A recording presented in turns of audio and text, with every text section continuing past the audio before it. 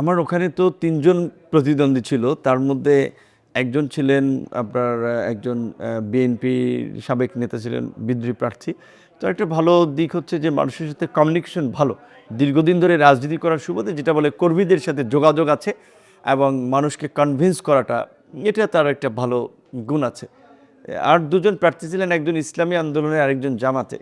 তো স্বাভাবিকভাবেই ধর্মীয় সেন্টিমেন্টকে সামনে রেখে যারা রাজনীতি করেন তারা একটু মানে মানুষের প্রতি একটু বেশি কি বলবেন একটু কেয়ারিং হয়। তো আমি ওখানে জামাতের যে প্রার্থী আপনার শাহ আলম স্যার, উনি একজন শিক্ষক, অনেক ছাত্রকে ফ্রিতে পড়াইছেন, অনেক ছাত্রকে ভর্তির ক্ষেত্রে সহযোগিতা করছেন।